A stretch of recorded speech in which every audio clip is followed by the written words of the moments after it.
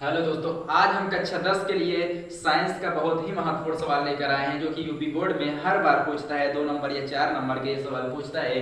क्या है सवाल की किसी अवतल दर्पण की वक्रता त्रिज्या 20 सेमी और 15 सेमी दूरी पर एक वस्तु रखी गई है तो प्रतिबिंब की दूरी ज्ञात कीजिए। ये कक्षा 10 में यूपी बोर्ड के लिए बहुत ही महत्वपूर्ण सवाल है। देखिए इसमें क्या क्या दिया है और हमको क्या ज्ञात करना है। किसी अवतल दर्पण की वक्रता त्रिज्या को कैपिटल आर से नोट करते हैं। कैपिटल आर बराबर दिया है 20 सेंटीमीटर और बोला है कि और 15 सेमी दूरी पर एक वस्तु की दूरी को हम u से नोट करते हैं। u बराबर कितना दिया है 15 सेमी दिया है और हमेशा वस्तु की दूरी को हम माइनस में लिखते हैं। किस में लिखते हैं? माइनस में लिखते हैं। तो वस्तु रखी गई है तो प्रतिबिंब की दूरी क्या होता है? v होता है। v हमको ज्ञात। हेलो दोस्तों, आज हम कक्षा 10 के लिए साइंस का बहुत ही महत्वपूर्ण सवाल लेकर आए हैं जो कि यूपी बोर्ड में हर बार पूछता है। 2 नंबर या 4 नंबर के सवाल पूछता है। क्या है सवाल की किसी अवतल दर्पण की वक्रता त्रिज्या 20 सेमी और 15 सेमी दूरी पर एक वस्तु रखी गई है तो प्रतिबिंब की दूरी ज्ञात कीजिए। ये कक्षा 10 में यूपी बोर्ड के लिए बहुत ही महत्वपूर्ण सवाल है।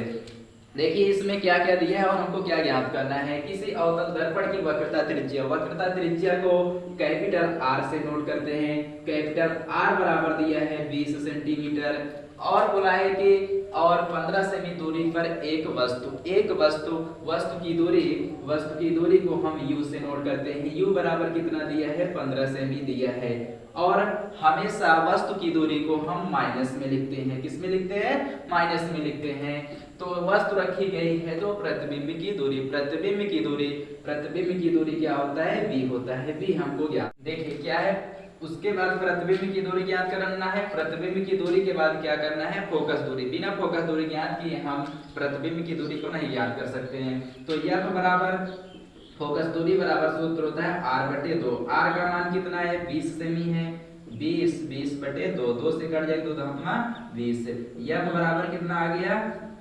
10 सेमी। यह का मान हमको पता हो गया तो अब प्रतिबिंब का दूरी ज्ञात कर सकते हैं। प्रतिबिंब के दूरी ज्ञात करने के लिए सूत्र होता है दर्पण का सूत्र क्या होता है? दर्पण का सूत्र होता है 1/f बराबर 1/v प्लस 1/u। ये दर्पण का सूत्र होता है। अब देखिए सभी का मान हमको पता है और रख देंगे और विशेषकर ध्यान इसमें ये देना है कि दर्पण देखना है दर्पण कौन सा है। दर्पण अवतल दर्पण है तो अवतल दर्पण में भी फोकस दूरी हमेशा माइनस में रहता है। ठीक, तो अब क्या करेंगे? सभी का मान रख देंगे या सभी का मान इसमें रखेंगे। 1 क्या है? f का मान कितना है? -10 प्लस 1/u। v का मान हमको ज्ञात करना है प्लस 1/u। u का मान कितना दिया है? -15। ठीक, देखिए माइनस में है उधर भेज देंगे इसको तो क्या हो जाएगा? 1/, ये माइनस ऊपर कर देंगे -10 माइनस में इधर चलाएगा प्लस 1/15 बराबर 1/v। एलसीएम लेंगे इसका तो कितना हो जाएगा? इसका एलसीएम 30 होगा।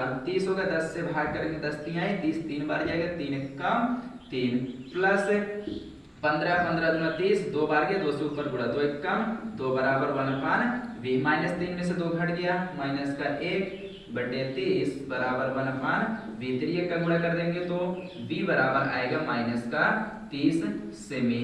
तो इसमें क्या हुआ? प्रतिबिंब की दूरी 30 सेमी और मान कितना निकल गया है? -30 सेमी। इसमें विशेष ध्यान ये देना है कि जब दर्पण हमारा अवतल रहेगा, कौन सा अवतल दर्पण रहेगा, उसमें प्रतिबिंब की दूरी और फोकस दूरी दोनों किस में होता है? ऋणात्मक ही होता है। और उसमें क्या होता है? वस्तु की विरुद्ध समदेव क्या होता है? ऋणात्मक होता है। ये विशेष तरह इसको ध्यान देना है और इसमें सूत्र क्या है? सूत्र को याद कर लेना होगा। f बराबर r/2 मतलब फोकस दूरी ज्ञात करने के लिए r/2 से हल करेंगे। फिर उसके बाद दर्पण का सूत्र क्या होता है? 1/f बराबर 1/v प्लस 1/u। ये सूत्र होता है। ये सूत्र दोनों याद होना चाहिए।